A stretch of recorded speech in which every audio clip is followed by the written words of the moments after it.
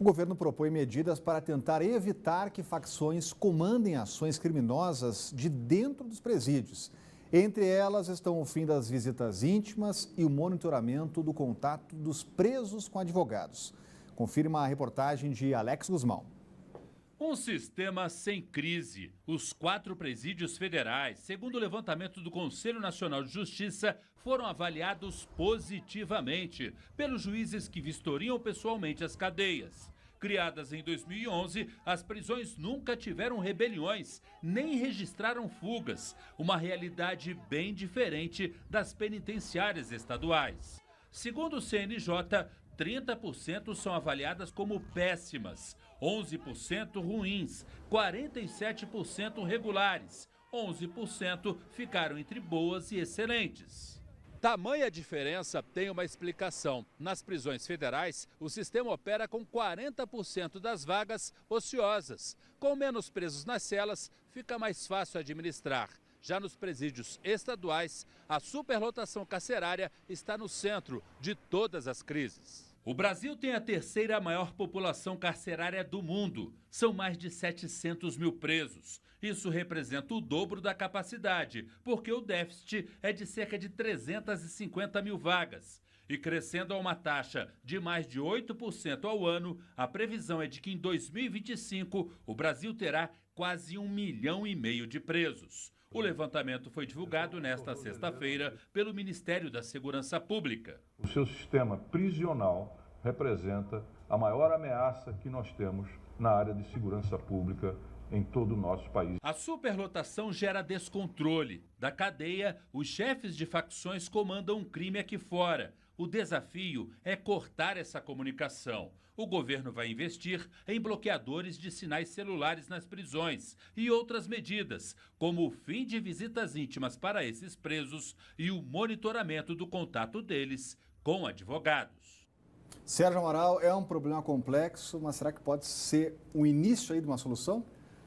Sabe-se lá, né? A gente torce para isso, mas isso tudo que a gente viu mostra que o Brasil é realmente um país de contrastes, né? Como é que um país que tem, por exemplo, a automação bancária mais eficiente do mundo, ainda não consegue, ainda passa vergonha por não conseguir bloquear sinal de celular em presídio? Isso é uma vergonha, isso é um absurdo que não se consiga fazer isso. Outra vergonha que a gente passa, né? Essa história de ter que acompanhar, monitorar a visita de advogado, quer dizer, o sagrado direito da conversa entre o advogado e o cliente está a perigo. Por quê? Porque, infelizmente, existe um contingente enorme de profissionais que realmente se sujeita a esse papel de pombo-correio entre o preso e os colegas, vamos dizer assim, que estão do lado de fora. É um absurdo a gente passar por isso em pleno século XXI. Que, olha, a lenta recuperação da economia e do mercado de trabalho vem fazendo com que os brasileiros fiquem cada vez mais endividados. E pelo menos 13% dos que ainda têm dinheiro na poupança passaram a usar a reserva do dia a dia. A gente volta a falar ao vivo com a Renata Dourado, uma situação delicada, né, Renata? Pois é, Rodrigo, bastante delicada. Esse levantamento é da Fundação Getúlio Vargas, que aponta exatamente isso. No mês passado, no mês de junho, dessas pessoas que ainda conseguem ter uma poupança, 13% dessas pessoas pegaram esse dinheiro que geralmente a gente usa para uma ocasião especial, para comprar alguma coisa, então elas estão pegando esse dinheiro para usar no dia a dia, porque as contas não estão fechando. Então, no mês passado, esses saques chegaram a algo em torno de 5,5 bilhões. Isso porque havia uma expectativa, inclusive de especialistas, de que a situação melhorasse um pouco esse ano, nessa época também, que a economia melhorasse, tivesse um equilíbrio maior, que aumentasse também o número de postos de empregos, mas isso não vem acontecendo. Então, um levantamento aí de maio revela que algo em torno de 12,7% da população está desempregado, que atinge aí 13 milhões de pessoas, isso de acordo com o IBGE. Dados do CAGED, também que levam em conta aí o emprego com carteira assinada, mostraram um quadro ruim. a destruição de 661 vagas, isso também no mês passado. Apesar de não ser o ideal, né, Rodrigo, essas pessoas que ainda conseguem pegar essa reserva ainda estão numa situação confortável, porque há também aquelas outras que estão se endividando, usando cheque especial, usando cartão de crédito, financiamento. Então, em junho, cerca de 10% dos consumidores se declararam endividados. Então, algo em torno de 60 milhões de pessoas estão com o nome sujo, o nome no Serasa. Rodrigo. Obrigado, Renata. Olha, a pintura de um cavalo, a imagem de um cavalo pintado por crianças durante a colônia de férias da Sociedade Hípica de Brasília gerou revolta e acusações de maus tratos. O caso foi na sexta-feira e depois da denúncia da OAB-DF, o IBRAM e o IBAMA deram até quinta-feira para a Hípica apresentar o plano pedagógico. Uma cena que gerou revolta. Nas redes sociais, a cena do cavalo todo pintado foi alvo de críticas em publicações. Já no meio jurídico, a foto serviu como base para a denúncia. Na noite de sexta-feira, essa advogada, que faz parte da Comissão de Defesa dos Direitos dos Animais da Ordem dos Advogados do Brasil no Distrito Federal, recebeu a imagem e foi apurar o caso.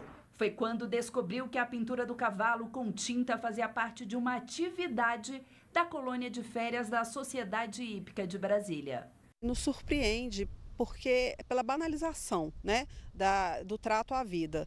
Nós temos outras maneiras de educar as crianças, de interagir e de formar adultos que respeitem vidas, né? Essa atividade é uma atividade de abuso, não faz parte da natureza do cavalo ser pintado e não vejo nada de pedagógico numa atividade dessa e é um desserviço. Em nota, o IBRAM confirmou que esteve no local juntamente com o IBAMA para apurar a denúncia. Informou ainda que o caso não se trata de maus tratos e que o animal estava em boas condições. Acrescentou que durante esta semana o IBAMA vai avaliar o programa pedagógico, ouvir testemunhas e envolvidos para saber como a hípica vai ser autuada pela pintura no cavalo. A gente tem um prazo de 5 dias para a escola apresentar um plano pedagógico com respaldo e embasamento legal para desenvolver tal atividade. Nós fomos até a hípica tentar esclarecer a situação, mas fomos informados que a escola não funciona na segunda-feira. Mas a assessoria informou que a ação é uma atividade de integração das crianças com animais. Afirmou ainda que as pinturas foram feitas com as mãos e depois os alunos faziam um carinho no cavalo. Disse também que essa técnica já é usada em outros países como Estados Unidos e Alemanha. Os pais, a primeira coisa que fazem com uma criança quando ela rabisca uma parede, rabisca um sapato, é repreender. Por que é normal rabiscar um ser vivo? Né? Que tipo de mensagem que nós estamos passando para essas crianças? Então, é algo, no mínimo, bastante reprovável do ponto de vista ético, moral e educativo. Sérgio Amaral, esse é um assunto que está pegando fogo aí nas redes sociais. Está pegando, na verdade, Rodrigo, quem é que não gosta de animais, né? Quem é que não gosta de um cachorrinho, de um gato, de um cavalo? O cavalo, inclusive, é usado em terapias, né? Na ecoterapia e tudo. Agora, muitas vezes, esse gostar de animais acaba se prestando a discursos um pouquinho hipócritas e, às vezes, até, muitas vezes, precipitados. Porque essa história de perguntar, olha aí, o cavalo, ele foi pintado, rabiscado pelas crianças com tinta que estava nas mãos delas.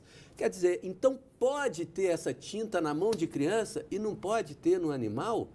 Que disparate é esse? Que diferença é essa? Assim como as crianças puderam lavar as mãos porque a tinta não é tóxica, o animal também foi lavado depois, tomou o banho e não vai ser prejudicado por isso.